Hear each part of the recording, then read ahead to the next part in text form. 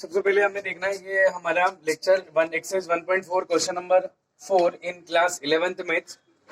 हमारे पास क्वेश्चन दिया हुआ है क्वेश्चन नंबर 4 में यूनिवर्सल सेट दिया हुआ है, साथ में सेट ए और सेट बी भी दिए हुए और हमें वेरीफाई करना है। सबसे फर्स्ट क्वेश्चन है हमारा कि ए यूनियन बी का जो कॉम्प्लीमेंट होता है, कॉम्प्लीमेंट आप अच्छी तरीके से जानते हो, ए यूनियन बी का जो कॉम्प्लीमेंट होता है वो ए और बी दोनों के कॉम्प्लीमेंट के इंटरसेक्शन के इक्वल होता है।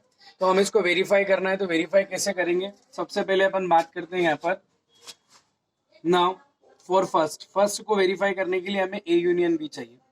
ए यूनियन बी हम सबसे पहले निकाल लेते हैं। तो आपको मालूम है ए क्या है, हमारा हो गया 2 4 6 8 यूनियन बी हमारे पास सेट जो उसके अंदर एलिमेंट है 2 3 5 7, ये हो गया ए यूनियन बी। अब हम बात करते हैं ए यूनियन बी में, तो ये आ जाएगा 2 3 4 5 6 7 और आ जाएगा आपका क्या 8 आ जाएगा। ठीक है, तो ये निकल गया आपका ए यूनियन और बी। अब हमें निकालना है इसका कॉम्प्लीमेंट। तो A union B, complement of किसका? ए यूनियन बी का। ए यूनियन बी का कॉम्प्लीमेंट क्या होता है कि जो एलिमेंट ए यूनियन बी में है उन सबको हटा दो और यूनिवर्सल सेट के अंदर जो बच जाएंगे वो सारा ये हो जाएगा ए यूनियन बी का कॉम्प्लीमेंट। 2 3 4 5 6 7 8 यूनिवर्सल सेट के अंदर से हट जाएंगे। 2 3 4 5 6 7 8 बचेगा कौन? 1 और 9। तो 1 और 9 को क्या हो गए आपके A union B, complement of A union B निकल गया। ठीक है, अब हम बात करते हैं इसी के अंदर हमारा ए, सबसे पहले कॉम्प्लीमेंट ऑफ ए निकालते हैं। Complement of A, complement of A यानी कि हो गया हमारे पास ए के सारे छोड़ गए, 2 4 6 8 छोड़ देना, 2 4 6 और 8 छूट जाएगा, तो ये बच जाएगा 1 3 5 6 और 7 और 9 आ जाएगा। ओके, फिर हम निकालते हैं बी। बी में 2 3 5 7 छोड़ देना है, 2 3 5 7 छोड़ दिया, ये 2 3 हो गया और ये 5 और ये 7 हो गया। तो हमारे पास क्या क्या बच जाएगा? 1 4 6 8 9, 1 4 6 8 और आ जाएगा 9। जब हम दोनों का इंटरसेक्शन निकालेंगे, complement of A intersection complement of B, तो यहाँ आ जाएगा हमारे पास दोनों में कॉमन कौन दिखाई दे रहा है? 1 9, 1 9 आ जाएगा।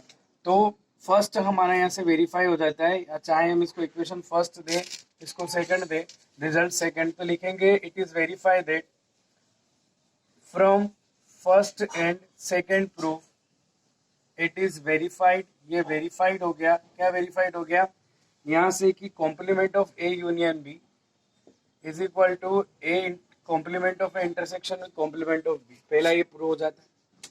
फिर हम बात करते हैं दूसरी की, ए इंटरसेक्शन बी और is equal to complement of A union complement of B. तो इसके लिए कैसे निकालेंगे अपन? सबसे पहले अपन निकाल लेते हैं ए इंटरसेक्शन बी। यहाँ मैं आपका ए इंटरसेक्शन बी निकाल रहा हूँ, ये हमारा फर्स्ट पार्ट इधर हो जाता है। हम सेकंड पार्ट की बात करते हैं, तो सेकंड पार्ट में आप देखिए ए इंटरसेक्शन और मैं निकालने जा रहा हूँ बी। तो ए इंटरसेक्शन बी निकलेगा जो ए और बी में कॉमन होगा। ए इंटरसेक्शन बी, ए इसमें कॉमन हो गया आपका 2 हो गया। ए इंटरसेक्शन बी, ए और बी दोनों में कॉमन देखिए 2 हो गया और कुछ भी कॉमन नहीं है। इसका complement, complement of A intersection B, तो 2 को छोड़कर बाकी सारे आ जाएंगे। 1 2 वो 2 हट जाएगा, 1 3 4 5 6 7 8 और क्या आ जाएगा? 9 आ जाएगा। ठीक है, अब हम बात करते हैं यहाँ पे A complement of A union complement of B. तो complement of A, since already हमारे पास कॉम्प्लीमेंट ऑफ ए है, यूनियन कॉम्प्लीमेंट ऑफ बी भी हमारे पास है, इन दोनों को हम शामिल करते हैं। तो देखिए इनमें खाली कौन छूट रहा है? 2 छूट रहा है, बाकी 1 3 4 5 6 7 8 और 9 सब आ रहे हैं। तो 1 2 1 3 1 3 4 5 6 7 8 और 9। तो इससे ये प्रूफ, सेकंड प्रूफ भी हमारा क्या हो जाता है? ये थर्ड रिजल्ट आप इसको डिक्लेयर कर दो। ठीक है,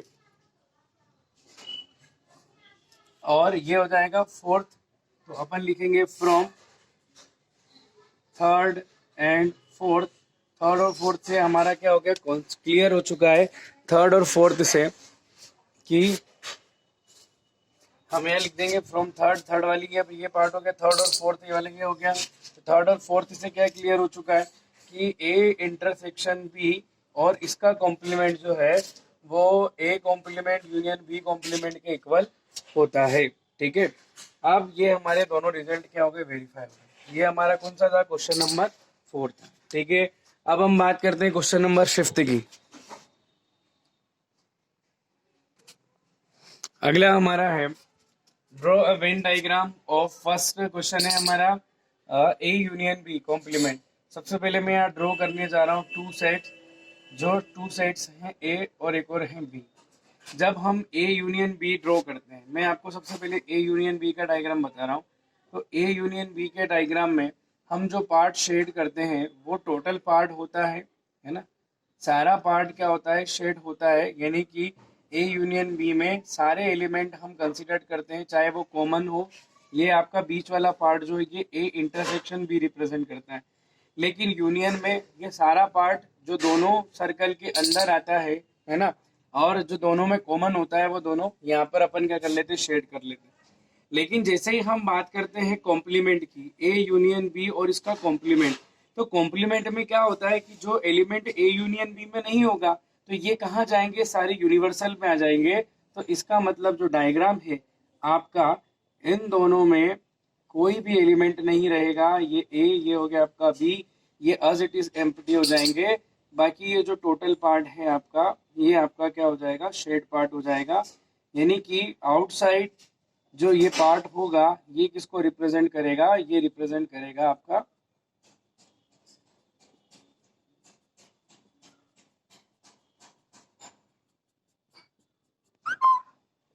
ये टोटल पार्ट, इसको छोड़कर ये टोटल पार्ट जो है ये आपका रिप्रेजेंट करेगा ए यूनियन बी के कॉम्प्लीमेंट को। फिर अपन जानते हैं by the De Morgan's law,